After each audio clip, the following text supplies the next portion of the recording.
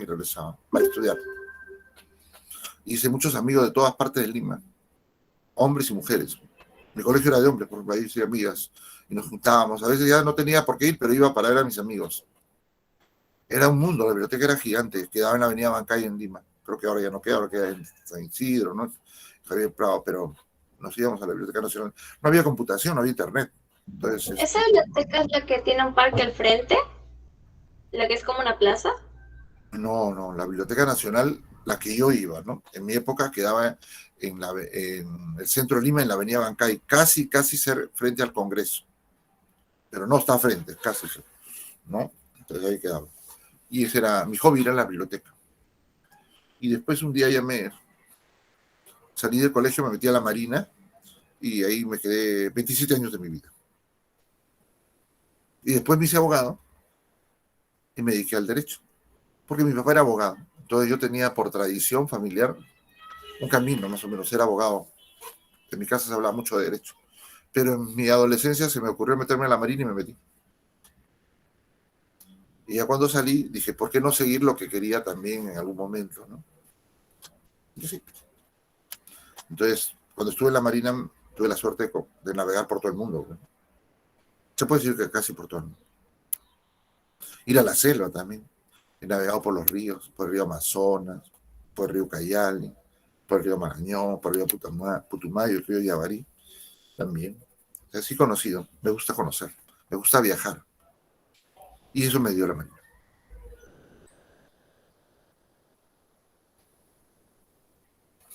No escucho tu micro, Akemi. ¿Me preguntó algo, profesor? No, me pareció que tú me preguntabas, pero no te escuché. Pero sí te contaba. Por eso ya, pues, estaba contando. Tú me has preguntado qué hobby era, ese era mi hobby, pero siempre me ha acompañado la música. A mí me gusta mucho la música. Soy una persona que me gusta colocar la música por años. Y tengo una buena, digamos, un buen archivo de música que he jalado de YouTube por años y los tengo clasificados. Por ejemplo, tengo todo lo que es salsa, tengo todo salsa, desde el comienzo de la salsa, y por países. Pero también cuando hablo de música en inglés, lo tengo por grupos, por cantantes eh, morenas, por cantantes blancas, también lo tengo. ¿Y eso por qué? ¿Por qué ahí? Porque las cantantes norteamericanas, sobre todo, las morenas tienen una voz maravillosa y tienen unas canciones espectaculares, pues, ¿no? Entonces, y entre ellas algunas están emparentadas y los tengo por años. Entonces, cuando quiero escuchar, y vienen a veces a visitarme y me dicen, pon tu música y pongo mi música. Entonces le digo, ¿quieres que lo ponga así aleatorio o te interesa alguna época en especial? Y me dicen, a ver, pon de los 80 y boom, pongo. Entonces, sí, esa es la magia de la computadora, pues es su época, la época de ustedes, ¿no? Entonces, todo está, qué suerte tienen, pero se requiere de un poquito de dedicación, ¿no? Pero haces tu archivo y tienes ahí, pues, empiezas a reproducir. Buen parlante al costado y ya. Tienes que tener ordenado. Pero sí, entonces ese es un hobby, porque a veces cuando llegan a mi casa me dicen, qué bien, queremos escuchar, ¿qué quieres escuchar? No sé, quiero música italiana también tengo, y música brasileña. Entonces, queremos escuchar música italiana, queremos escuchar salsa. Muy bien. ¿De dónde quieres tú la salsa? ¿Quieres salsa puertorriqueña? ¿Salsa de la Fania? ¿Quieres salsa cubana? ¿Quieres salsa colombiana? Esos son los países más fuertes, ¿no? Y después viene Panamá, algo Perú. Pero en realidad, ¿no? En la historia de la salsa, ¿para qué? Pero es así. Entonces, y por cantantes también tengo, ¿no? O sea, tú pones el nombre, pues ya está. Frankie Ruiz, escuchas todo un álbum de Frankie Ruiz. Creo que Frankie Ruiz ya murió. Pero sí. Entonces, a ustedes no les suenan esos nombres, porque la época de oro de la salsa ha sido los 80 y los 90. Ustedes lo escuchan así como por historia, ¿no? Ahora, ya vamos a empezar. Darwin Vizcarreta va a comenzar. Antes de comenzar con la visualización del video, quisiera presentar a mis compañeros. Bueno, profesor Arturo y queridos estudiantes, somos estudiantes de la de la Universidad de Vallejo, la Facultad de Derecho. El día de hoy les vamos a presentar o dar una charla sobre el tema de violencia a la mujer y otros miembros del grupo familiar. Para continuar explicándoles de qué se trata nuestra charla, vamos a proceder a visualizar un video, sin antes presentarle a mis compañeros, que son Liliana Bonifacio, el cual están visualizando también ahí dentro de la reunión. Mi persona, Abigail Hilario, Joana López, Marcia Peralta, Carlos Rodríguez, Darwin Vizcarreta y Julia Yachachín. ¿De acuerdo? Entonces vamos a comenzar visualizando un video para luego comentar su apreciación.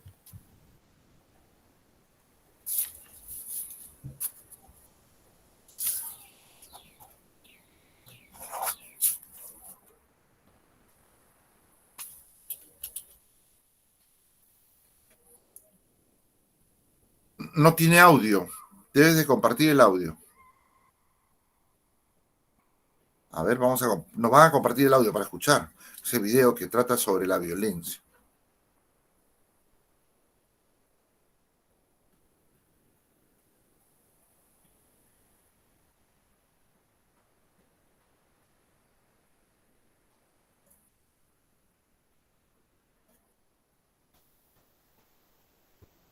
¿Me informan si se logra escuchar, chicos? No, ahorita no. ¿Qué hacer Ahí, si eres víctima ahora de sí. violencia familiar? Si eres víctima de violencia familiar, psicológica, física o sexual, tienes que denunciar la agresión en la comisaría. Ningún acto de violencia debe ser callado. Pero ¿qué pasa si la policía no quiere tomar la denuncia o te dicen que ellos no pueden meterse en un caso así? Existe la ley 30364, aprobada a fines de 2015, que obliga a la policía no solo a aceptar tu denuncia, sino a verificar si el hecho es cierto acercándose hasta el lugar. La comisaría tiene la obligación de recibir las denuncias, el Ministerio Público también, el Poder Judicial, los juzgados de familia también tienen la obligación de recibir las denuncias de todas las mujeres que se acercan a denunciar. ¿Solo la víctima puede denunciar un acto de violencia? Puede denunciar cualquier persona, un vecino, un profesor, una profesora, un operador de la salud en el Ministerio de Salud cuando detecta en una paciente casos de violencia contra la mujer.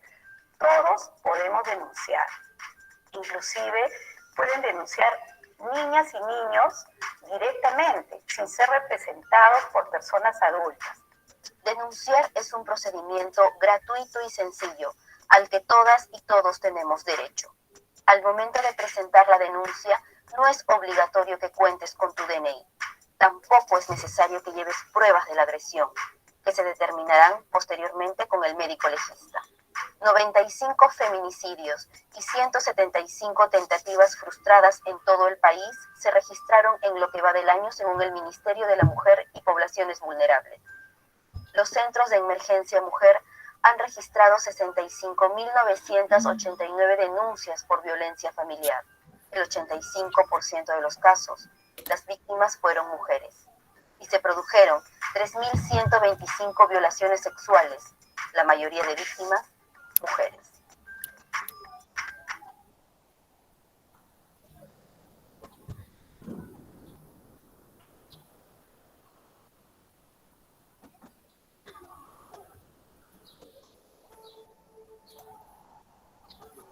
Hola, soy Romy Chan y esto es Al Derecho y al Revés.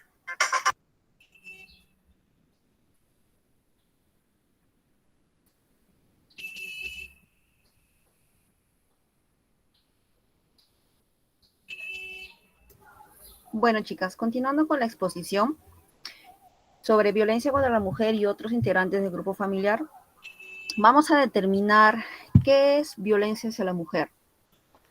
En sí, es toda acción o conducta que cause muerte, daño físico, psicológico, sufrimiento, también daño sexual, por solo hecho de ser de la condición mujer. Solamente nos vamos a basar en ello, lo que se trata de violencia contra la mujer. Ahora, mujer se determina desde el momento que nace, se es niña, adolescente, adulta, adulta mayor, ¿no? Entonces, la ley protege a la mujer desde que, bueno, nace y se determina su género, que es femenino, pues, ¿no? Ahora, complementando lo que es otros integrantes del grupo familiar, podemos determinar que otros integrantes del grupo familiar se expande tanto a la unión, ya sea a este grupo, ya sea por filiación o por consanguinidad, ¿no? Ya sea, digamos, tus hermanos, tus tías, tus primas, en sí son, pues, generan lo que es una relación por consanguinidad. Ahora, ¿qué pasaría si dentro de tu hogar vive tu prima, vive, digamos, algún invitado? ¿Ustedes consideran que también pertenece al grupo familiar? ¿Qué nos dirá Kemi?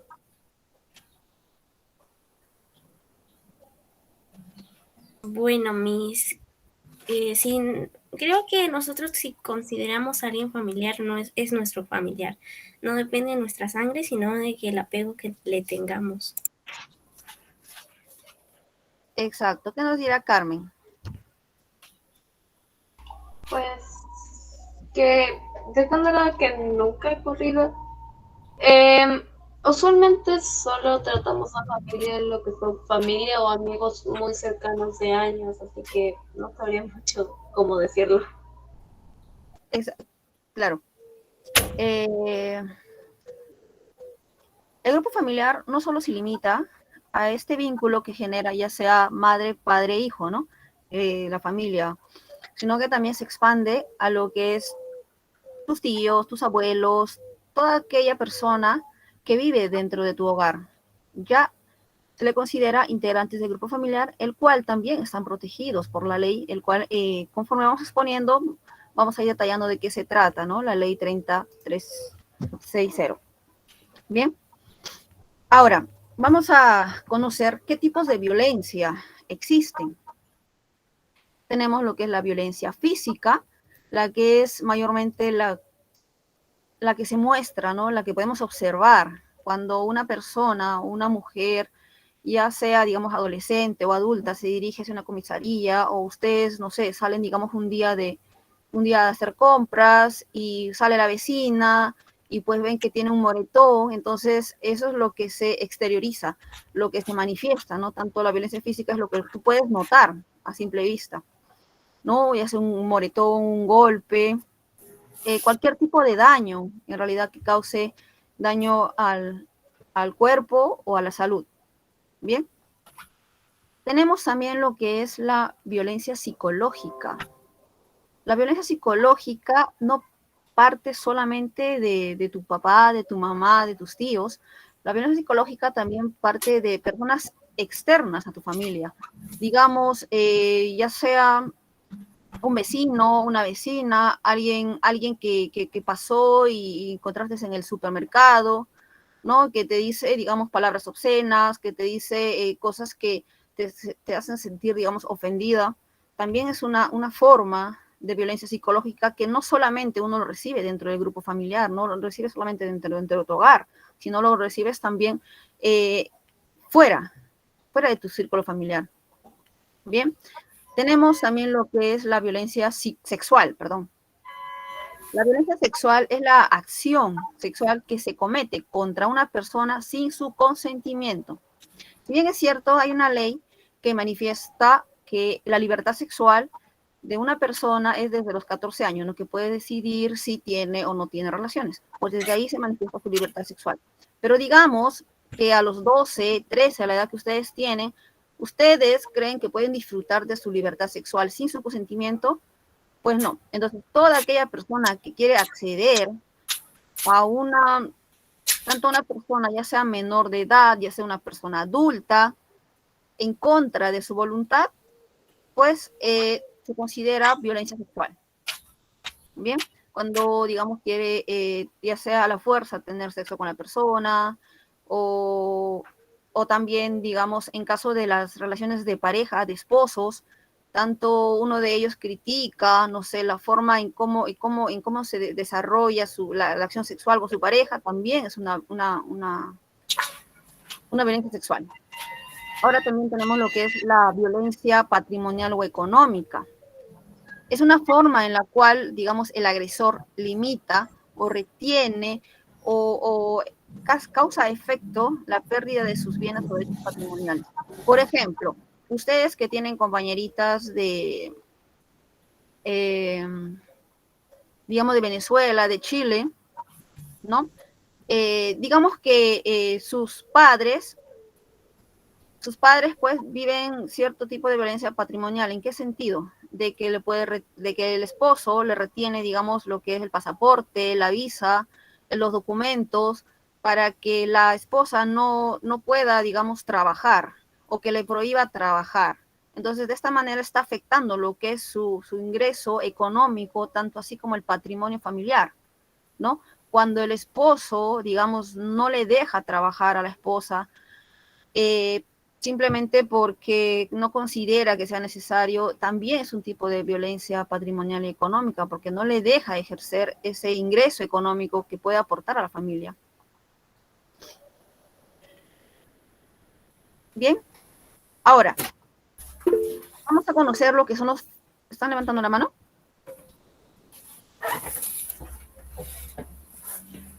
No, Miss, mandaron un formulario. Ah, ok, ya. Vamos a conocer los factores de riesgo asociados a la violencia contra la mujer. Si bien es cierto, la violencia contra la mujer no distingue razas, culturas, condición económica, social, pero sin embargo existen algunos factores que potencian los riesgos de sufrir violencia. Estos son, por ejemplo, los factores de riesgo para ser agresor. Para ser agresor, vamos a trasladarnos a qué habrá pasado aquella persona que en un futuro se convierte en un agresor. Pues haber sufrido algún maltrato infantil o haber presenciado escenas de violencia dentro de su entorno familiar, el cual cuando esta persona ya crece o llega a la adultez, considera que es un acto normal, ¿no?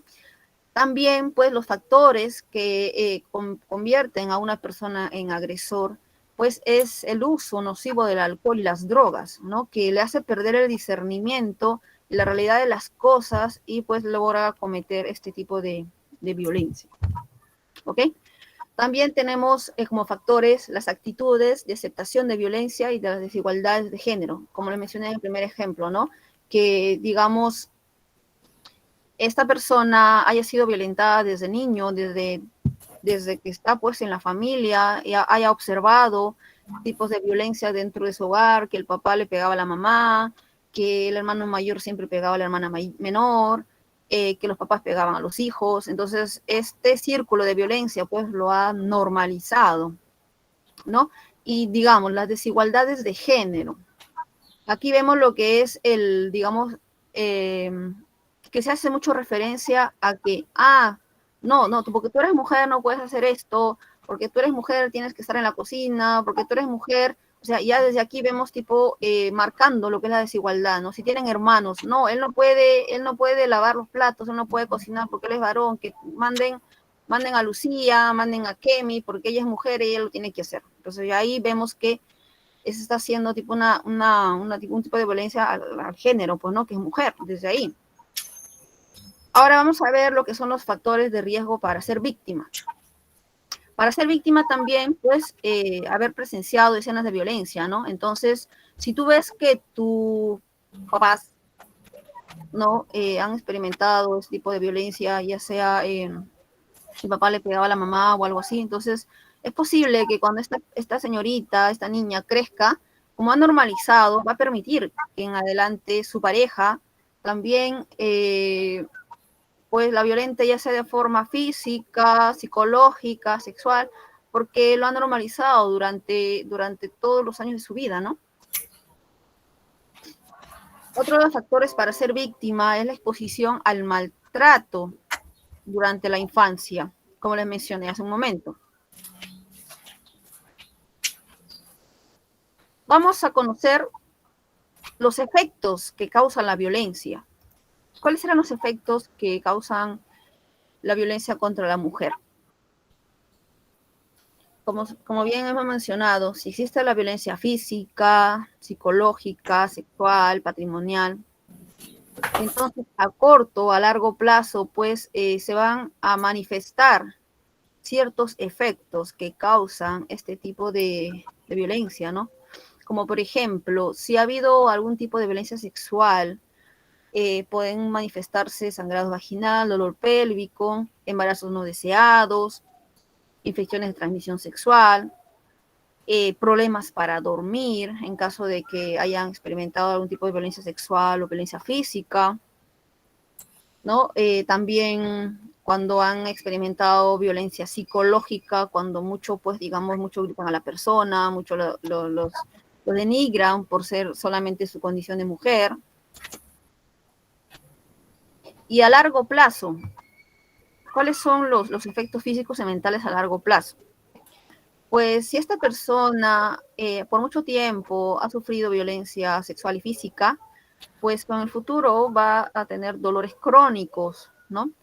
Problemas digestivos, problemas cardíacos, incluso puede padecer de asma, de tanta tensión, de tanta problemas de pesadillas, problemas psicológicos, puede tener ansiedad, migraña, depresión, hasta pensamientos suicidas, ¿no? Porque ya sienten que no tiene, digamos, sentido vivir porque si van a vivir sufriendo violencia, pues no valoran su vida, ¿no? Y bueno, ya cuando, digamos, es adulta, pues si esta persona, esta mujer, niña, ha sufrido violencia sexual, en un futuro, cuando sea adulta, es posible que cuando tenga relaciones sexuales tenga problemas, ¿no? Problemas de dolores, etcétera.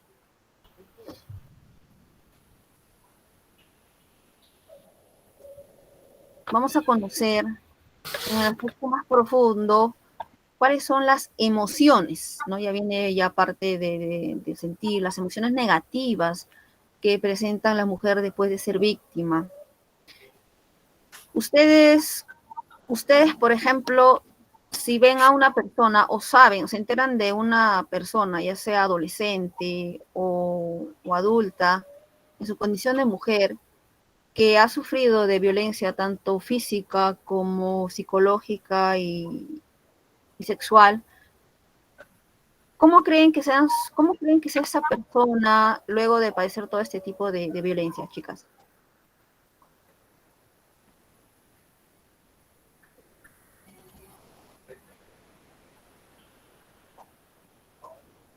A ver, Brisa, ¿qué me podrías decir? ¿Cómo sería una persona que ha experimentado ese tipo de violencia, ya sea física, sexual? ¿Ustedes creen que sus emociones sean lo más normales o lo más comunes?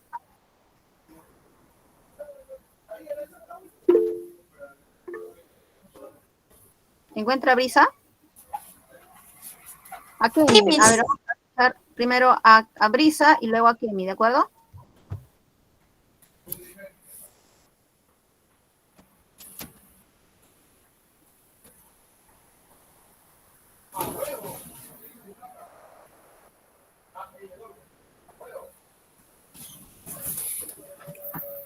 A ver, ¿qué nos dirá Kemi?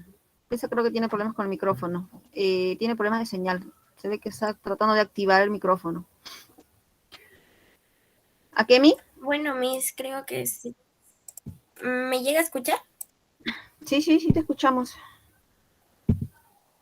Bueno, Miss, creo que sus emociones serían un poco fuera de lo inusual a comparación de a una persona que no ha pasado estos traumas y, como usted dijo, tendría pensamientos suicidas, estrés, ansiedad y tal vez genere algún top o algún tip que con el tiempo se haya marcado. Y hay personas que sí salen adelante, pero yendo al psicólogo o con mucho cariño de su familia. Así que lo mejor sería otorgarle una buena atención a estas personas, porque tras esos traumas merecen ser felices después de todo. Muy bien. Entonces, con respecto a las emociones negativas de una mujer, aquella persona en el ámbito laboral, en el ámbito social, pues siempre va a tener miedo, desesperanza, sentimientos de culpa, pues va a ser una persona aislada y ustedes se van a dar cuenta, algo le pasa, que tiene, siempre está aislada, no participa, no interactúa, no socializa con los demás y tiene pues cierto grado de dependencia por los demás, ¿no? Necesita, digamos, por su miedo, necesita que alguien esté ahí, necesita depender de alguien para estar, digamos, emocionalmente bien. Y siempre, pues, en su mayoría va a sufrir de estrés, ¿no? Entonces, cuando una persona ya presenta todas estas emociones negativas, lo más seguro y lo más recomendable es, pues, que acuda a una ayuda psicológica, ¿no? Para que pueda superar todos estos traumas que le ha causado la violencia que ha sufrido.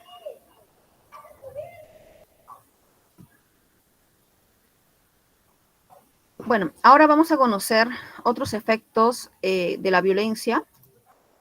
Mi compañera Liliana les va a explicar un poco más de qué se trata, ¿de acuerdo, chicas? Ya, bueno, chicas, buenas tardes. Continuando con la exposición, vamos a hablar qué otros efectos de la violencia contra la mujer, ¿no? Tenemos aquí, como ustedes ven, nuestra pirámide se va a dividir en 4. Tenemos el trabajo, el colegio, la universidad, niños y el hogar. Si hablamos de trabajo, una mujer que ha sufrido violencia, ¿ustedes creen violencia sexual o psicológica? ¿No? ¿Ustedes creen que pueda trabajar con normalidad? ¿Ustedes creen que puedan dar su trabajo al 100%? ¿Qué me dicen? ¿Sí? ¿No? Yo creo que no. Exacto. Una mujer que ha sufrido violencia no puede trabajar con normalidad. Ahora, si vemos en el hogar, ¿qué me refiero al hogar? Se dice justamente que más del 50% de las personas, o bueno, de las madres con hijos que viven en la calle, son porque justamente esas mujeres han decidido separarse de esos hombres agresores o de esos familiares agresores y lastimosamente viven en las calles, ¿no? ¿Qué prefieren ustedes? ¿Vivir en una casa pero con una persona que les esté pegando, que les esté insultando? O mejor, tal vez buscar un nuevo futuro, ¿no? Claro que ustedes verán, ¿no? Ustedes dirán, no, pero si salgo de mi casa, ¿dónde voy? ¿No? Vamos a ver más adelante en la exposición que hay lugares donde las mujeres golpeadas, que han sufrido violencia, pueden acudir, ¿sí? En el colegio o en la universidad, ¿ustedes creen que una niña o una mujer que ha sido violentada puede rendir en el colegio? No va a poder rendir en el colegio. Va a estar estresada, va a estar preocupada, ¿no? Y justamente ahora, ¿no? En estos tiempos de COVID que tenemos, ¿no? Ahora justamente se dice que ha aumentado esta violencia contra las mujeres, ¿no? Ya que las niñas o las mujeres están conviviendo mucho más tiempo con el agresor, ¿no? Entonces no van a poder concentrarse. Si tengo un papá que me agrede, si tengo un esposo que me violenta, ¿ustedes creen que van a estar concentradas al 100% en el colegio o en la universidad? No. Ahora vamos a hablar de lo que es niños, ¿no? ¿Qué nos dice? Que muchas mujeres, ¿no? Porque no les quiten a sus hijos, aguantan al marido agresor. ¿Ustedes estarían de acuerdo a eso? ¿Ustedes creen que como mujeres, ya que todos ahí somos mujeres, ustedes van a aguantar a un marido agresor porque no les quita a sus hijos? No. Hay leyes, justamente es eso. El objetivo de esta exposición es que cada una de ustedes conozca que tiene leyes que les avala a que nadie les pueda quitar a sus hijos. Y hay esas mujeres que justamente por ese temor se quedan con el marido agresor o con el familiar agresor. ¿Sí? Siguiente, por favor. Ahora, las medidas de protección. ¿Qué son medidas de protección? ¿Qué me dirán? ¿No? ¿Quién las da esas medidas de protección? En este caso la va a dar el Poder Judicial, ¿no? ¿Qué son medidas de protección? Como son medidas o son pautas que a mí, ¿no? Yo como mujer me va a proteger. ¿De quién me va a proteger? En este caso de mi agresor, ¿no? ¿Esto para qué nos va a servir? ¿Para qué te sirve a ti, a Kemi? ¿Para qué te sirve a ti, Carmen? ¿Para qué te sirve? Para garantizar que tus derechos, ¿no? Tus derechos no sean violentados. Y no solamente todos tus derechos, también para cuidar tu patrimonio, ¿no? Entonces vamos a ver qué medidas va a tomar en este caso el Poder Judicial, ¿no? para que el que te violenta no siga con esto, ¿no? Uno de ellos, como dice aquí, es retiro del agresor de domicilio. Claro, no vamos a estar viviendo con el agresor, ¿no? Impedimento de acercamiento. El impedimento de acercamiento va a ser de acuerdo a lo que dicta el Poder Judicial, en este caso el juez. Puede ser 50 metros, 100 metros, ¿no? Depende de eso, ¿no? Prohibición de comunicación con la víctima, ya para que no nos esté llamando, ya no nos esté acosando, nos esté escribiendo por WhatsApp, por Facebook, oye, contéstame, no, también se le va a impedir eso. Prohibición del derecho de tenencia de armas, a esa persona también se le va a prohibir. ¿Por qué? Porque ustedes han visto las noticias, ¿o no? Que el marido la acuchilló, que el marido con el arma le disparó, ¿o no? También justamente se le va a prohibir eso, ¿no? Inventario de los bienes, ¿no? Durante el matrimonio o durante la convivencia, ¿no? Ambos, tanto mi pareja como ustedes, ¿no? Van a tener bienes, entonces se va a inventariar. ¿Para qué? Para que el agresor no sea, como se dice, vivo, y lo quiera vender todo o lo esconda todo. Y ustedes al final, ¿no? También es su esfuerzo, ¿o no es su esfuerzo? Es su esfuerzo. Y derivación a una casa de albergue, ¿no? En este caso, si la mujer, en este caso, no tenga dónde ir, ¿no? Se le va a derivar a diferentes tipos de albergue que hay. Siguiente. Ahora, instituciones que brindan asesoría jurídica y defensa pública gratuita. Me dirán, ¿existe eso? Sí existe eso. Lastimosamente conocemos que no sabemos a dónde ir, no sabemos dónde denunciar, no sabemos a quién pedir apoyo, nos costará dinero, tendremos plata, no tengo plata. Pero para esto hay instituciones que brindan asesoría jurídica y defensa pública gratuita, ¿no? Como aquí lo pueden ver, uno de ellos es el Ministerio de la Mujer y Poblaciones Vulnerables, otro es el Ministerio de Justicia y Derechos Humanos y otro es el Ministerio Público. En el caso del Ministerio de la Mujer, ¿alguien ha escuchado sobre los CEM, sobre los Centros de Emergencia Mujer? ¿Alguien ha escuchado? ¿Nadie? Bueno. Creo que sí he escuchado por las noticias.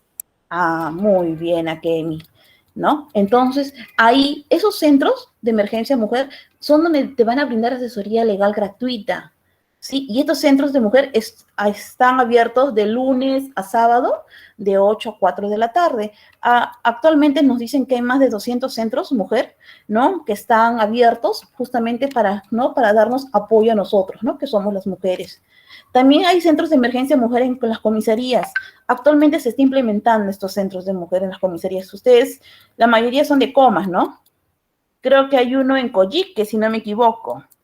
Después creo que hay uno por La Pascana también, ¿no? Entonces, hay varios lugares donde ir. También hay otro que es el servicio de atención urgente, la línea 100. ¿Alguien conoce de la línea 100? ¿Alguien sabe qué es la línea 100?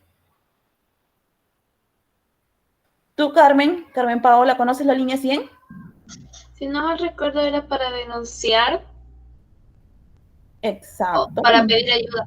Exacto, muy bien, ¿no? Es una línea gratuita donde tú puedes llamar, ¿no? A denunciar un hecho. Y no solamente porque tú fueras la víctima, sino porque tú puedes ser testigo de que tal vez a tu compañera la están victimizando, tal vez a tu tía, tal vez a la vecina del frente la estén golpeando, ¿no? También puedes llamar, ¿no? Justamente esa línea 100 que está activa todos los días, las 24 horas del día, y hacer tu denuncia, ¿sí? Igual el chat 100, es lo mismo, ¿no? Pero eso ya por el medio del WhatsApp se puede comunicar, ¿no? Pero lo más importante aquí de todo esto es la línea 100, ¿no? Y los centros de emergencia mujer, que todos nosotros debemos conocer. Y no solamente nosotros, la información que les vamos a dar tiene que duplicarse, triplicarse, ¿no? Para que tal vez sus compañeras que no ingresaron, o sus hermanas, o sus amigas de otros grados también conozcan, ¿no? Dónde denunciar y dónde también ellas puedan tener asesoría jurídica, ¿sí? Siguiente, por favor. Ahora, dicen, ¿quiénes pueden denunciar? Como dijimos, ¿no? En este caso puede denunciar la persona agraviada, ¿no? Que puedo ser yo, pueden ser ustedes, pueden ser sus mamás, cualquiera es la persona agraviada, ¿no? O la Defensoría del Pueblo también puede denunciar. También cualquier persona que conozcan de los hechos, como les comenté, si ustedes conocen de una amiga que está siendo violentada, que está siendo abusada sexual, física, psicológicamente, económicamente, ustedes también pueden denunciar, ¿sí? Y también quienes tienen el principal deber son los profesionales de la salud y del sector de educación. ¿Por qué nos dicen de la salud? ¿no? Porque el doctor, si ve que una mujer está viene al hospital o atiende a la persona con moretones, que está con heridas, ¿no? Entonces ellos están en la obligación de denunciar esa violencia, ¿sí? Y también porque el sector de educación, ya que los profesores tienen mayor contacto con ustedes, ¿no? Prácticamente ustedes paran la mitad del día con los profesores y la otra mitad en la casa, entonces ellos también están en la obligación de denunciar si es que ven a uno de sus estudiantes está siendo violentada. ¿Qué pasa si yo veo, Dios no quiera, veo a Carmen, la veo viene moreteada en mi clase? Yo le preguntaré primero como docente, pero también yo tengo la obligación de denunciar, ¿no? Que Carmen está viniendo con moretones. ¿Por qué? Porque puede ser víctima de violencia, ¿sí? Ahora, ¿dónde puedo denunciar? En cualquier comisaría de la jurisdicción, aquí en Comas tenemos bastantes comisarías donde podemos denunciar. Y no solo, ¿qué pasa si la comisaría no me quiere atender? Tengo el Poder Judicial o también tengo el Ministerio Público, ¿sí? Entonces, no tenemos por qué, chicas, quedarnos calladas. Si ustedes saben, como les digo, saben o conocen, o son víctimas de violencia, denuncien, chicas. Eso es anónimo también. ¿Qué prefieren? ¿Ver mañana que su compañera ya no esté viva? ¿Ver que tal vez Dios no quiera, tu hermana o algún familiar llegado a tuya no pueda caminar? ¿Víctima de una violencia? ¿Víctima de un golpe? ¿Sí? Continuemos. Ahora la base jurídica nacional. Ustedes me dirán, ¿qué es la base jurídica, señorita? Bueno, tenemos aquí lo que es la Constitución. Ustedes habrán escuchado, ¿no? Que queremos cambiar la Constitución, algo así habrán escuchado de la Constitución. Bueno, en sí la Constitución es donde están tanto nuestros derechos como deberes del ciudadano y también del Estado. Pero para este caso vamos a hablar específicamente, tenemos 3 artículos de la Constitución que está considerado ley de leyes, norma de normas, es nuestra base jurídica que nos norma. Tenemos aquí en el artículo 2 que nos dice, ¿no? Toda persona tiene derecho ¿a qué? A la vida, a su identidad, a su integridad moral, psíquica y física. Entonces, si hablamos solamente ahí a su integridad física, psíquica y moral, ¿qué quiere decir? Nadie tiene derecho a lastimarte. Tú tienes derecho a que nadie te lastime, ni psicológicamente, ni físicamente, ni que te insulte, ni que te dé una bofetada, ¿no? ¿Qué hablamos ahora con el siguiente artículo? En el siguiente nos dice, en el inciso 2 nos dice, ante igualdad ante la ley, nadie nos puede discriminar. Ella es mujer, ¿no es mejor? Todos somos iguales, tanto mujeres como hombres somos iguales. Eso nos quiere decir el inciso 2. Ahora, vemos al artículo 24, inciso H, ¿no? Donde nos dice, nadie debe ser víctima de violencia moral, psíquica o física, ni sometido a tortura o a tratos inhumanos y humillantes. Entonces, señoritas, tenemos aquí leyes y normas que nos amparan, que te dice, como digo, nadie, acuérdate, nadie te puede tocar. Eso es, y aquí justamente tenemos una base jurídica, ¿no? Que nos va a decir esto. Siguiente, por favor. Aparte de la Constitución, tenemos una ley, que es la Ley 3036-4. ¿Cuál es el objetivo de esta ley? Se ha visto en la actualidad y ya con el tiempo, se ha visto que no había una ley que protegía exclusivamente a la mujer. Entonces, justamente a partir del 2015 se creó esta ley, ¿no? Cuyo objetivo fundamental de esta ley es que protejan a través de medidas de prevención y atención a las víctimas de violencia, ya sea contra la mujer o otros integrantes del grupo familiar.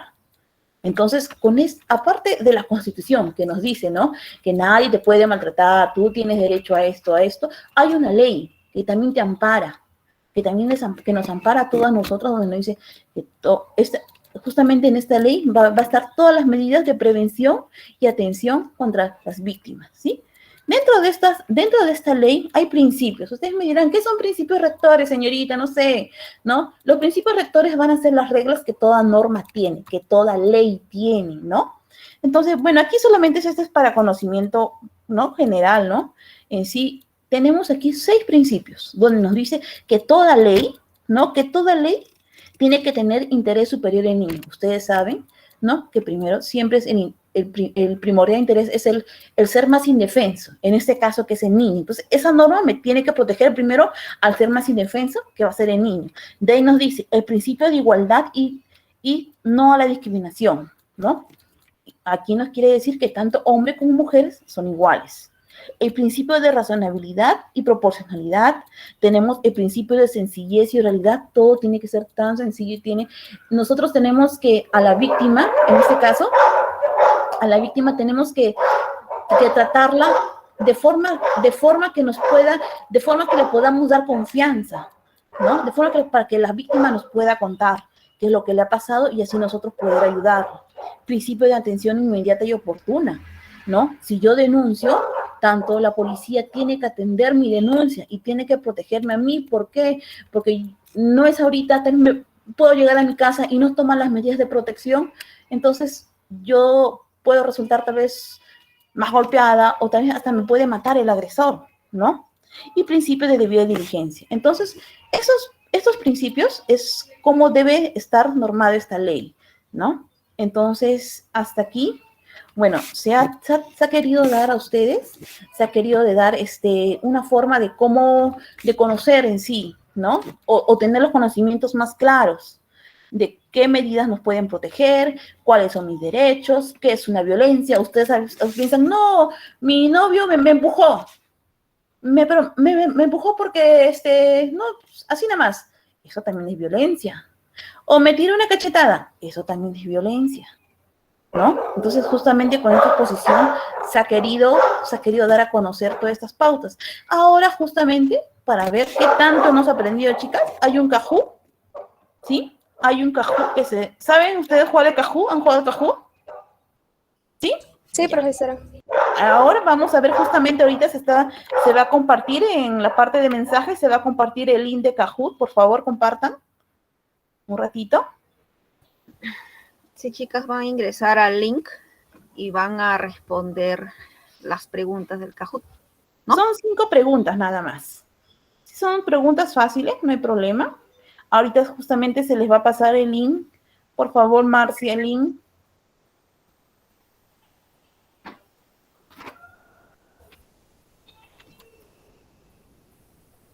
Chicas, todas llenaron su asistencia, ¿no?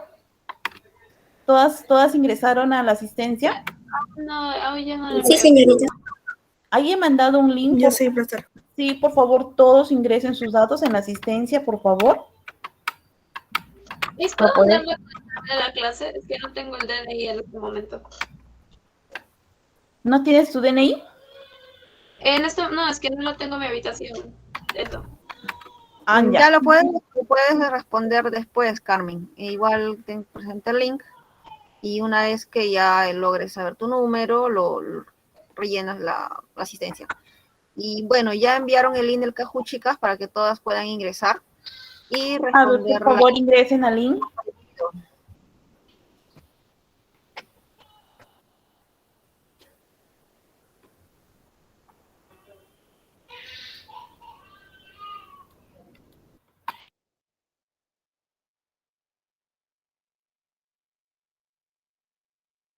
Empiecen, por favor, con el link a jugar Kahoot.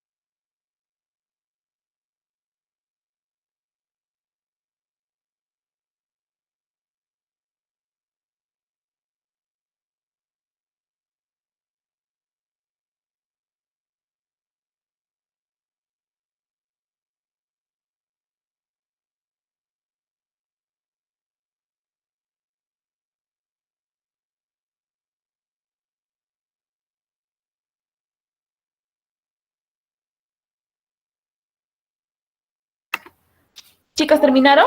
¿Terminaron todos de jugar de Kahoot? ¿Sí?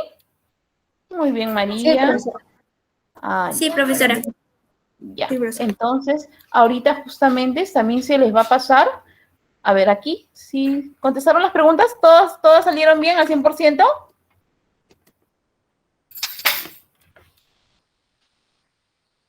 Ahora también se les va a pasar, justamente, bueno, chicas, bueno, eso ha sido todo con la exposición. Espero que les haya gustado, que hayan entendido. ¿Tienen alguna duda, algo que se les pueda aclarar? Yo sí estoy inquieto porque me han ganado a mí todas. Han sido muy rápidas.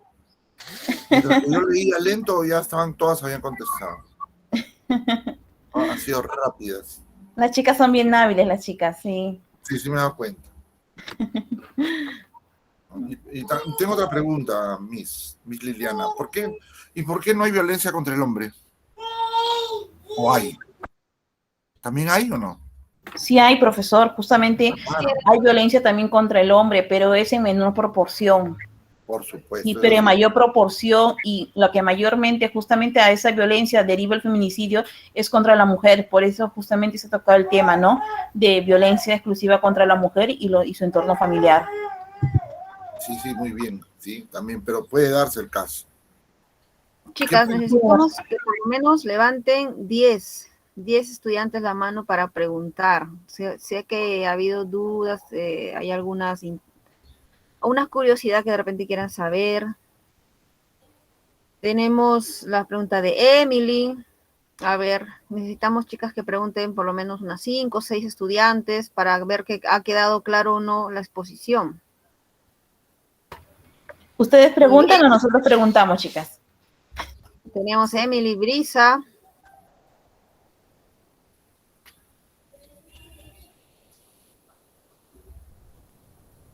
Muy bien. Pues hay que contestarle a Emily, hay que contestarle a Brisa. Ok, a ver, Emily. Vamos a ver la pregunta de Emily. Ok, mi pregunta es, como se oyó en el primer video, no es necesario que la víctima denuncie al agresor, sino puede ser un espectador. Pero si la víctima protege al agresor por miedo, ¿qué podemos hacer? Y también quería preguntar otra cosa. Y también para denunciar necesitamos el consentimiento o el testimonio de la víctima, ya que muchas callan por el miedo de que les suceda algo a ellas o a sus familiares.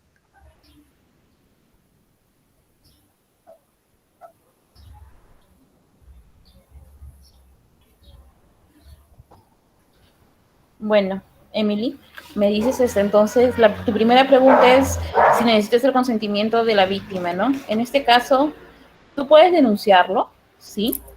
¿No? Pero en sí van a ir hacia la víctima y la víctima, lastimosamente, si no ratifica el hecho, ¿no? Esa denuncia no procede. Por eso justamente, no sé si habrás visto casos, ¿no? Que hay mujeres que denuncian, pero después ya quitan esa denuncia, ¿no? No sé si habrás escuchado en las noticias. Sí, muchos casos que mayormente lo hacen para protegerse o proteger a sus familias. Exacto, ¿no? Entonces, en ese caso no se podría hacer nada más por la víctima. Lo que yo haría si conozco a una hermana o una amiga que es víctima de violencia, justamente le diría, hablaría con ella, ¿no? Le haría saber que si ella sigue permitiendo esa violencia, puede terminar muerta. No solamente con un mal golpe, parapléjica o en estado de coma, ¿no? Eso es lo que primero, ¿no? Concientizar, porque a veces mujeres que no se concientizan, ¿no? Dicen, no es mi marido, pero es mi esposo, me pega porque tal vez me quieren, dicen, más me quieres, más me pegas, más te quiero. Es porque no estamos concientizando en sí, ¿no? A la víctima. Tenemos que concientizarlo y tenemos que decirle que hay medidas que la van a proteger de ese agresor, ¿no? Como se le va a pedir, como una de las medidas que hemos visto es, ¿no?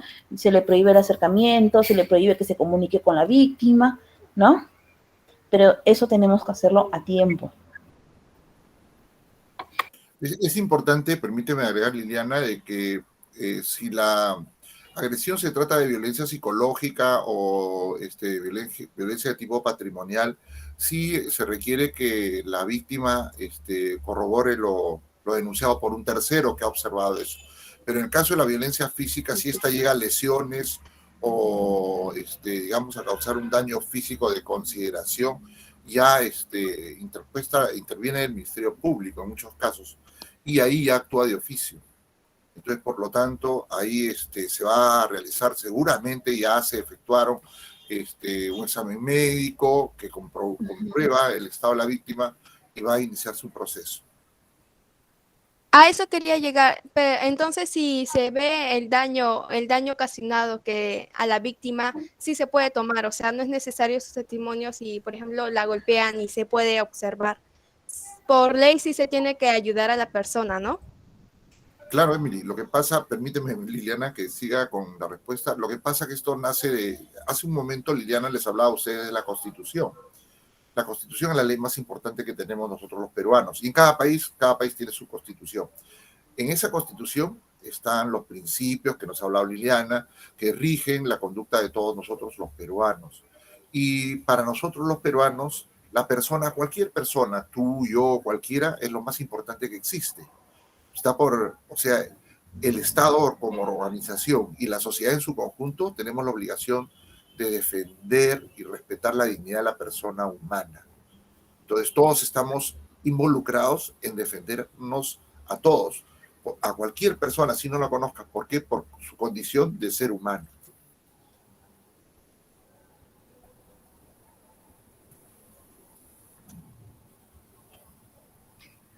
Muy bien, gracias, profesor Arturo. Continuamos con la pregunta de Brisa.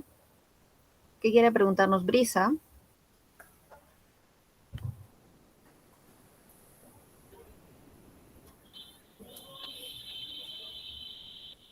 Profesora, ¿me escucha? Sí, ahora. Sí, escuchamos. Ok. En el caso de que la víctima sea amenazada y los hijos son los que observan, pero tampoco quieren hablar por el miedo y, digamos, uno te lo cuenta, pero de ahí no quiere rendir testimonio para poder hablar y no se puede denunciar porque dijeron que tiene que haber aunque sea un testimonio. Y si nadie quiere hablar y tú te enteras, pero no tienes quien lo corrobore.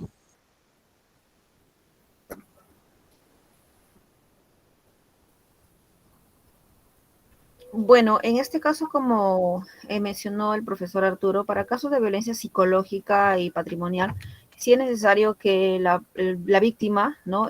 Rinda su testimonio, igual, digamos, los miembros del grupo familiar, que son los hijos, ¿no? Mencionas que si los hijos tampoco no quieren dar su manifestación ante un caso de violencia física o sexual, pues existe lo que es el examen médico a través de un médico legista, ¿no?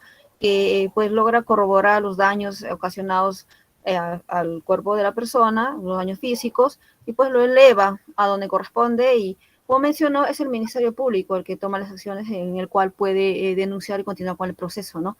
Digamos que si los hijos son menores de edad, por lo que es la protección hay un código de niño y adolescente en el cual pues se pueden basar para, digamos, proteger de alguna forma el hecho de que si el niño o niña no quiere rendir su manifestación, pues no se le puede obligar, ¿no? Porque tienen sus derechos también, pues, a mantenerse en reserva, ya sea por miedo, lo que sea, que esté pasando en ese momento, pero sí se le puede, digamos, no se le puede inducir tampoco a decir que sí es o no es el agresor.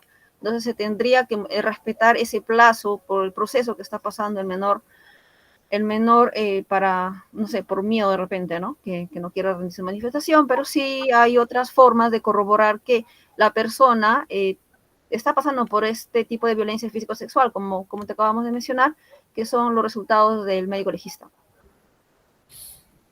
Y también es muy importante que sepan que en el CEN no solamente psicólogos y abogados, sino también hay un grupo de profesionales que ayudan para dar asistencia a las personas que sufran maltrato, sean mayores o menores de edad.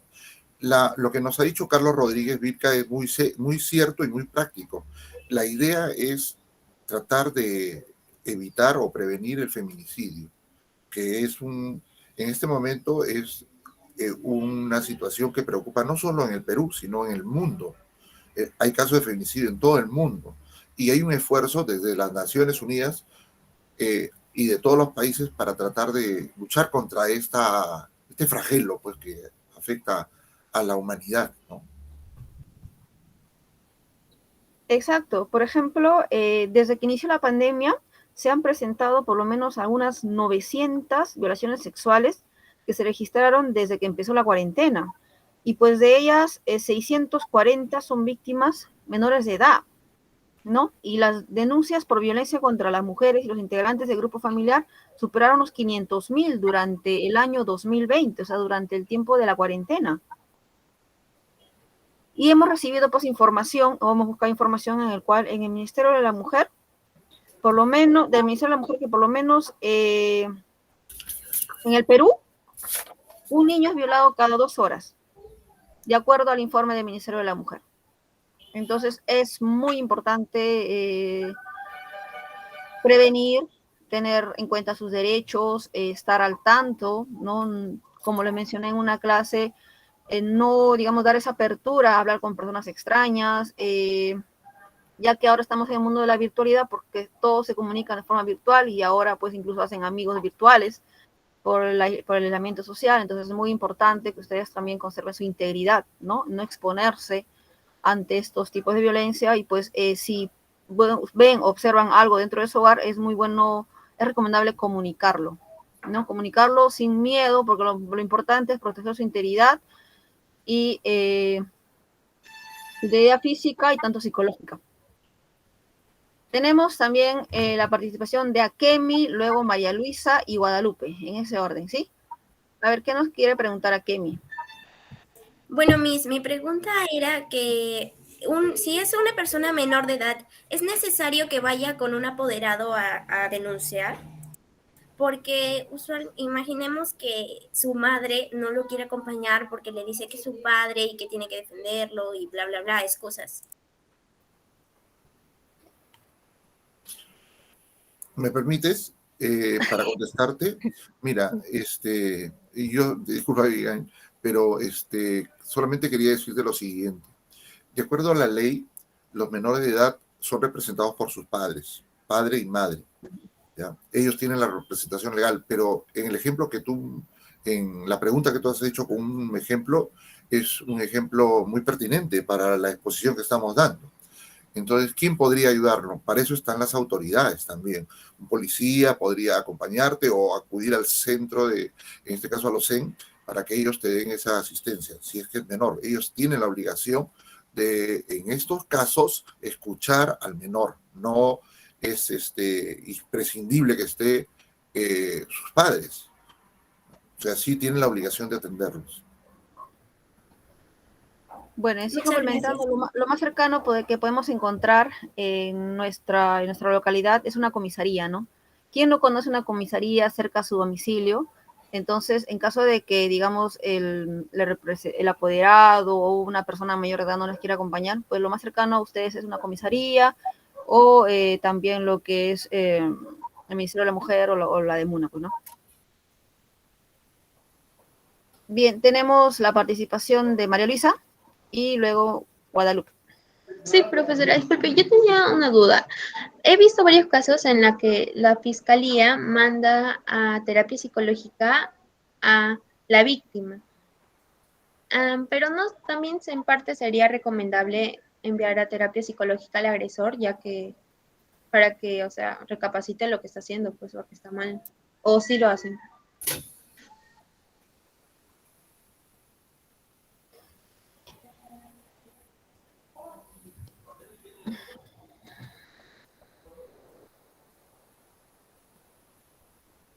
Bueno, respecto a este caso, ya sea una mujer o un integrante del grupo familiar, hijos o algo así, que haya sufrido algún tipo de violencia, ¿no? El Poder Judicial o el Ministerio, al ver el caso, pues, si bien es cierto, sí o sí, la víctima tiene que pasar por una terapia psicológica para superar tratar de superar este daño físico y psicológico que ha padecido, ¿no? Pero también tenemos conocimiento de que, si bien es cierto, se envía lo que es prisión preventiva, prisión al agresor, en caso de que, bueno, se hayan detectado pruebas de que la agresión haya sido, pues no, que amerita lo que es un cierto tiempo en la cárcel, también reciben lo que es charla o asistencia psicológica, ¿no? Por cada... Fui alguna vez a una charla psicológica, tengo una prima que es psicóloga y pues el ponente era un psicólogo del penal de Lurigancho y nos dice que por cada 400 presos hay un psicólogo. Entonces, si bien es cierto, hay, pero no se dan abasto, ¿no? Entonces, pues se podría dar la asistencia psicológica pues hasta cierto, digamos, a medias, pero ya se sabe que sí reciben lo que es esta asistencia psicológica, pero deberían, digamos, poner más psicólogos, ¿no? Como usted mismo lo podría observar. Permíteme vivir, Abigail, también quiero agregar algo, ¿no? Cuando se inicia un proceso, no se llega inmediatamente a una decisión de parte del juez, y lleva un tiempo. Mientras dure el proceso, el juez va a dar medidas preventivas, y estas medidas preventivas van a ser, por ejemplo, separar a la víctima del agresor, quitar algunas medidas para evitar que, digamos, estén cerca. Además, se le va a dar una asistencia psicológica en este caso a la víctima y también al agresor. No siempre termina en la cárcel, porque como había dicho Abigail, depende de la magnitud, pero lo que se procura acá es resolver un problema que está tanto en la víctima como en el agresor. Al agresor, mediante digamos, un asesoramiento psicológico, se puede lograr que esta conducta cambie a beneficio de todo, del grupo familiar, ¿no? Sí, porque de acuerdo a lo que escuché en un seminario de la ley 3364, lo que estábamos hablando hace un momento, que también el objetivo es que, si bien es cierto, se prevenga lo que es un feminicidio, ¿no? A la vez también reinsertar, ¿no? Que la familia pueda convivir en armonía. No necesariamente llegar a ese extremo de sancionar, porque si bien es cierto, que el padre, ¿no? Que el más cercano, digamos, en este caso que sea el agresor, vaya a la cárcel con una sanción drástica, pues afecta de una forma también psicológica a los hijos, porque digamos están en un colegio y siempre está el Día del Padre, están eventos en el cual, digamos, te pregunta, ¿y tu papá? Pues no vas a decir, está en la cárcel, ¿no? Entonces, esta ley 3364 también lo que hace es motivar o incentivar de que informando las sanciones, informando, dando charlas, instruyendo a las familias de para que puedan reconocer en sí, ¿no? Qué tipo de acciones son consideradas violencia, entonces puedan prevenir, puedan evitar, y así pues la familia pueda vivir en armonía, porque incluso hemos visto las causales de violencia en el cual, digamos, el padre de familia ha tenido toda su infancia y adolescencia, ha sufrido de violencia, entonces él lo ha normalizado y él cree que es normal pegar a los hijos, cree que es normal pegar a la esposa, y él cree que es normal gritar a los hijos y esposa y decirle cosas que le puedan denigrar o le puedan ofender o puedan hacer daño a su honra. Entonces, esta persona, al recibir esta información, vete a la ley, pues ya puede darse cuenta de que no está bien, que no es normal, ¿no? Y entonces puede generar lo que es este cambio y tratar y lograr vivir en armonía dentro de su familia para evitar las otras consecuencias. Abigail, además hay que aclarar algo, ¿no? Siempre acá estamos hablando, porque es lo más frecuente que el agresor sea el papá, el varón mayor, ¿no? Pero también hay otros casos donde, por ejemplo, el agresor puede ser la mamá o puede ser un menor de edad, cuando hay, por ejemplo, agresión de un hermano a otro. Hay conducta de adolescentes que a veces ya están generando un problema familiar. Y en el caso de los menores, o sea, el último recurso es darle medidas que lo priven de la libertad, ¿no? Es decir, mandarlo a un centro claro, ¿no? Para resociabilizarlo. Siempre el juez va a tratar de buscar medidas que permitan corregir estas conductas y orientar al menor que comete este tipo de agresiones. el agresor puede ser cualquiera, puede venir de cualquier lado. Lo más frecuente es lo que estamos tratando ahora, lógicamente, ¿no? Los padres que a veces se exceden en... Antes la ley contemplaba dentro de los derechos de los padres el poder corregir a los hijos, el Código Civil. Ese derecho ha sido derogado, porque el término corregir moderadamente, bueno, dependía del criterio de cada persona. ¿Qué es corregir moderadamente, no? Para algunos debe ser una conducta que para otros no está permitida, no les parece bien. Entonces, por eso que en estas situaciones, a veces las personas que cometen agresión no lo hacen con la verdadera intención de causar daño, sino son a veces ganados por una reacción violenta y que después se van a arrepentir, de hecho, pero necesitan ayuda. Y para eso están también las organizaciones de Estado, para tratar de llegar de esa manera. Creo que viene la pregunta de Guadalupe, me parece. Sí. Guadalupe, ¿qué nos quieres preguntar? Sí. Bueno, mi pregunta es esta. ¿Por qué las mujeres, a pesar de ser maltratadas, violentadas, no piden ayuda a tiempo? ¿Por qué tienen que perdonar al que los maltrata? Esa es mi pregunta. En una parte de mi exposición hablé sobre los efectos a corto y largo plazo, ¿no? Que pasa lo que es una violencia. En la mayoría de los casos, si una mujer que es maltratada no habla al inicio, no comenta, no denuncia, es por miedo, porque dentro de la violencia física que ha recibido, también ha recibido amenazas de muerte, amenazas de te voy a matar, amenazas de que te voy a pegar más fuerte, amenazas de todo tipo de índole. Entonces, el miedo que siembra el agresor es tan grande que, pues, en sí, la víctima no puede, no toma el valor de solicitar ayuda, de ir a denunciar, más que nada por eso, ¿no? Por el miedo. Y porque también había otro factor, esta persona, esta víctima, quizás dentro de su infancia o niñez, ha percibido este tipo de violencia también en su hogar, ya sea, como el profesor comenta, de hermano a hermana, de padre a madre, de madre a hijos, entonces lo ha normalizado.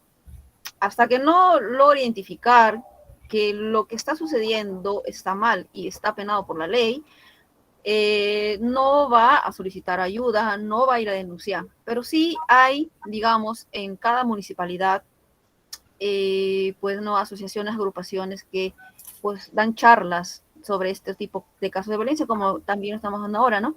Para que puedan sensibilizar y conocer y identificar cuando una persona está en medio de un tipo de violencia, sea psicológica o física o patrimonial, ¿no? O sexual también. Sí, y además, Guadalupe, te cuento de que, para agregar un poco, como bien dice Abigail, existe siempre un trasfondo donde hay un temor, un miedo. Otro miedo que también se puede dar es el miedo a terminar la relación. O sea, no denuncian por el miedo a terminar la relación, perder ese contacto con esa persona que seguramente la mujer tiene sentimientos hacia él. Y por eso perdona a veces. Pero eso es algo equivocado, porque las personas tenemos que querernos nosotros mismos primero para enseñar a otros cómo nos deben de querer. Entonces es un poco que viene con nuestra propia autoestima y nuestro deseo de protección. No debemos permitir esas situaciones porque es preferible a veces cortar una relación antes de que lleguen mayores. Con el dolor que eso implica seguramente, porque uno quiere estar cerca de esa persona, pero si la relación no se vuelve, provechosa, satisfactoria, en el sentido de lo que queremos nosotros cuando tenemos una relación con otra persona, de afecto, de cariño, de respeto, mejor no continuar. Ahora que me acordé, también he escuchado en la tele siempre de cuando existe una dependencia económica y emocional, ¿no? Como me dice el profesor, es bueno conocerse, porque en todo caso, si tú te conoces y te amas, pues no vas a depender emocionalmente de la persona, ¿no? Del afecto que te da, de la presencia que da hacia a tu persona, de, digamos, tampoco del factor económico, ¿no? Entonces es muy importante también que ya que ustedes son una nueva generación, pues la mayoría de ustedes ya quieren ser independientes, no van a depender como a años atrás la mujer dependía del hombre y tenía miedo de denunciar porque dice, uy, no, él es el proveedor de mi hogar. Si lo denuncio, ¿quién va a proveer a mis hijos? Porque justamente también tienen 3, 4, 5 hijos y la mujer no denunciaba porque pensaba de que su patrimonio o la solvencia económica pues iba a faltar en el hogar, ¿no? Entonces es más que nada también por eso. Sí, es cierto, muy cierto. Hay otra pregunta, creo. Sí, Emily nos está a hacer una pregunta. Sí, les quería preguntar, ¿el agresor se puede considerar una persona enferma? Porque hay muchos agresores que se hacen pasar por enfermos y no ir a la cárcel y cumplir y culpar a una enfermedad. Y si ese fuera el caso, ¿cómo identificaríamos esos casos y aseguraríamos la protección a la víctima? Justo en la charla que estábamos de psicología, el médico que daba asistencia psicológica a los prisioneros, presidiarios, manifestaban de que justamente en estos casos de violencia sexual o violencia física, pues se hacía el uso de lo que es digamos, hay una palabra que dijo distorsión, hay una distorsión ya clínica, o la persona tiene tipo como algún trauma, o ya lo califican como si fuera psicópata, ¿no? Y entonces hay algunos estados clínicos que ameritan que en lugar de que la persona vaya a la cárcel, pues vaya a un centro médico a recibir tipo charlas psicológicas, y no solamente psicológicas, sino psiquiátricas, ¿no? Profesora, también le quería decir, y si ese fue el caso de que una persona enferma sea el agresor, después de que termina su tratamiento, ¿sale o después de que termine su tratamiento y se recupere, cumple su condena? Y también cómo asegurar que después de que cumpla su condena o que salga libre de las terapias y todo eso porque es una persona enferma, ¿cómo aseguraríamos la protección a la víctima? Claro, mira, permíteme un ratito. Supongamos que, de acuerdo a tu pregunta, en este caso el agresor es una persona mayor de la cual depende la víctima. Puede ser la esposa o puede ser los hijos. En una pareja, sobre todo si están casados, ellos ejercen la patria potestad sobre sus hijos y también se deben deber, o sea, en este caso, respeto mutuo. Y en estas situaciones pueden tener consecuencias en cuanto a la relación de pareja y la relación con sus hijos. Se podría suspender inicialmente y si hay reincidencia, incluso se puede perder la patria potestad, es decir, esos derechos que tienen los padres para con los hijos. Hay sanciones drásticas. La reincidencia implica posteriormente, si es que lo hay, penas más severas, pues definitivamente. No podemos garantizar de que no se pueda repetir. Seguramente que en las sentencias, si es que se llega a ese extremo, van a haber, además de una pena privativa de la libertad, algunas disposiciones con respecto a la relación entre las personas, como prohibirles, por ejemplo, que las vean. O sea, si una persona es enferma y termina su tratamiento, ¿sale libre o cumple su condena en la cárcel, aunque ya se sienta sana? No, lo que pasa que, bueno, él puede sentirse sano, pero para determinar si está enferma y si esto se debe a una reacción provocada por una reacción violenta, es decir, un trastorno ya de carácter psicológico, el que lo tiene que decir es un profesional, no la víctima o un pariente, sino el profesional, y ellos van a determinar el grado de enfermedad. De repente las acciones que ha cometido han sido realizadas como consecuencia de esta enfermedad, es un atenuante ahí, ¿no? Pero lo que sí va a hacer es que va a ser sometido a un tratamiento y un seguimiento también, ¿no? Para determinar si es que corresponde. De repente no corresponde ir a la cárcel, de repente corresponde más bien ir a un centro para que lo sanen de la enfermedad que pueda tener. Entonces depende de la enfermedad que pueda tener, no tanto depende de la víctima. No, de la víctima no va a depender, pues depende en este caso de la situación que esté atravesando el agresor. Nosotros las personas sufrimos enfermedades físicas, pero también sufrimos enfermedades que son de carácter mental. A veces hay personas que tienen conductas normales y de pronto se ven afectados por un cuadro de esquizofrenia, se vuelven agresivos. Entonces, y eso ya no lo pueden manejar, se maneja con medicamentos. ¿Quién les receta los medicamentos? Profesionales, psiquiatras en este caso, y ellos van a requerir de una terapia y un seguimiento permanente, ¿ya? Entonces, ¿quién determina eso? Son profesionales de la salud. El juez lo que va a hacer es apoyarse para decidir en esas opiniones médicas, profesionales. Muy bien, por último tenemos la pregunta de Akemi. Bueno, Miss, no era tanto una pregunta, sino una afirmación, ya que hace tiempo había escuchado que en Estados Unidos un señor había matado, si no me equivoco, a su esposa, pero le detectaron una enfermedad mental que creo que era algo relacionado al sueño. Entonces lo dejaron libre y lo mandaron, ya que ni la terapia era iba a estar toda su vida en terapia, por decirlo, ya que su enfermedad mental era muy severa, así que lo dejaron libre. ¿Algo así como sonambulismo? No, es otro Ajá, tipo de... algo así como sonambulismo, Miss.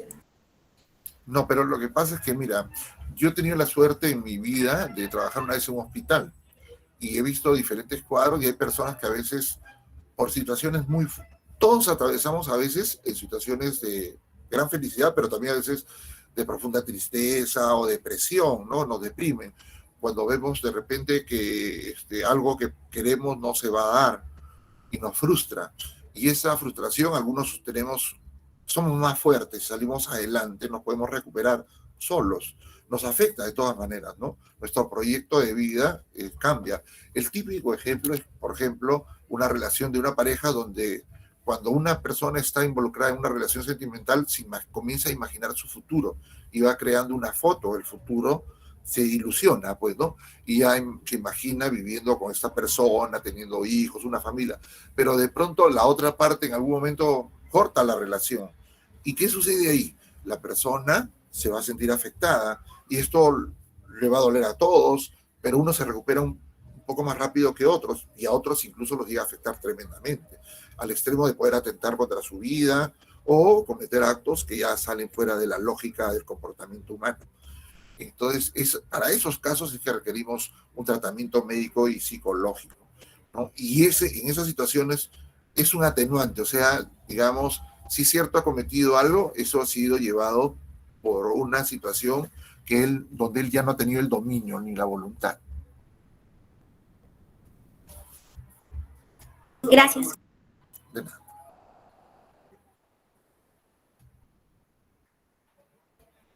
No te escuchamos, Abigail. Tu micro.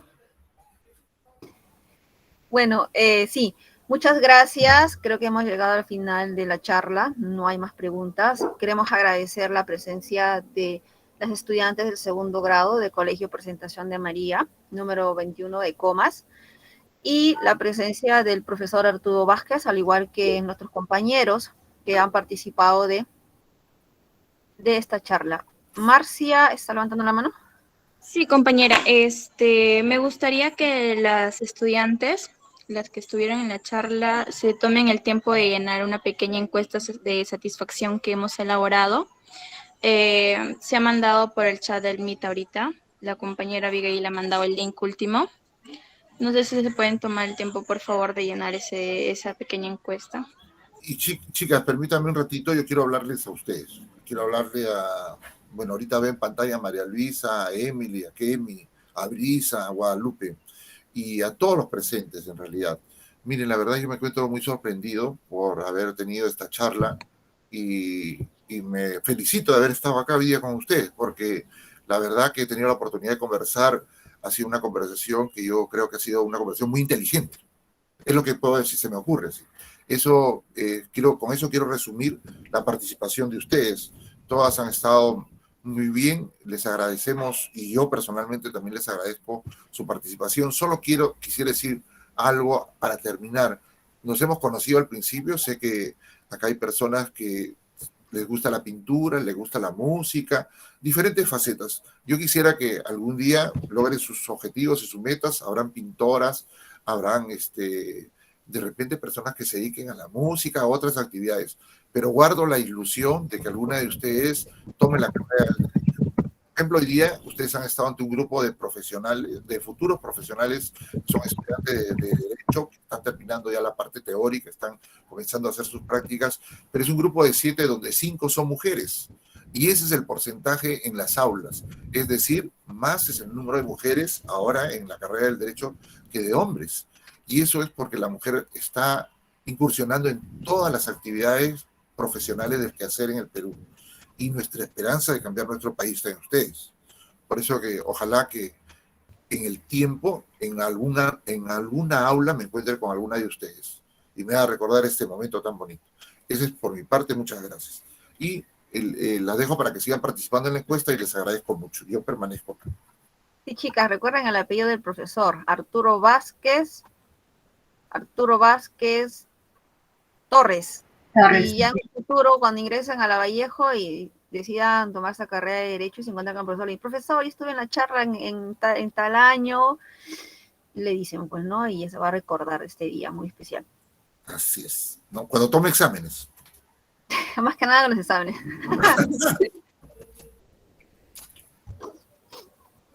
Bueno, chicas, ¿algún comentario que deseen sobre la exposición? Quisiéramos recibir comentarios de parte de ustedes. ¿Les ha gustado? ¿No les ha gustado? ¿Les ha aburrido?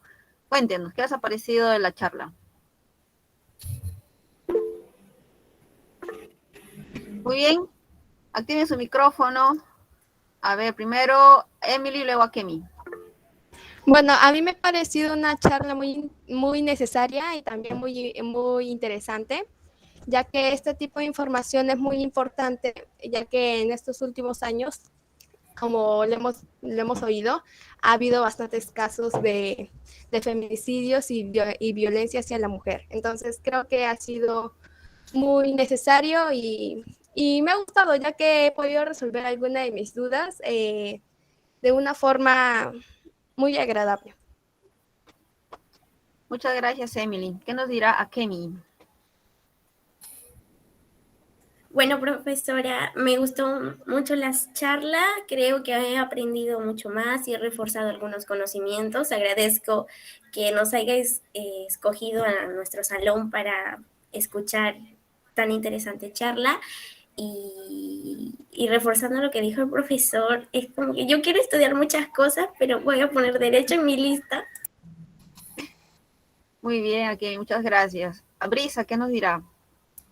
Igual que mis compañeras, agradezco. También sirvió como un asesoramiento por si en algún momento pasara algo y les quiero agradecer por eso. Y también como que vamos a ver si entro a la abogacía, aunque no me gusta mucho leer y menos aprenderme muchas leyes, voy a intentarla a ver si. Muy bien. Brisa, todo por debatir. Muy bien, chicas. Mis compañeros de la universidad quisieran hablar con ustedes, no sé, agradecerles por su participación. ¿Qué nos dirá Liliana, Carlos, Marcia, Maribel?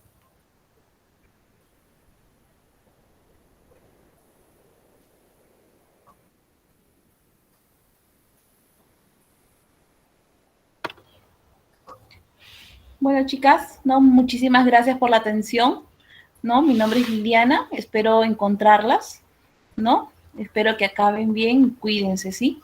Cuídense bastante y acuérdense, ¿no? Nadie las puede maltratar, nadie les puede pegar, ni por dinero, ni por amistad, ni por nada. Acuérdense que ustedes, cada una de ustedes, vale mucho, ¿sí? Y ese mensaje también, por favor, concienticen también a sus amigas, a sus hermanas, ¿no? Espero que esta información que les hemos dado se duplique, se triplique, quintuplique, ¿no? Para así poder bajar las estadísticas. ¿Sí? Gracias. Sí, chicas. Muchas gracias. Nos estaríamos viendo en la próxima oportunidad. Muchas gracias, profesor Arturo, por participar en esta charla. Y nos estamos retirando. ¿Ya respondieron la encuesta de satisfacción todas? Levanten la mano las que respondieron, por favor.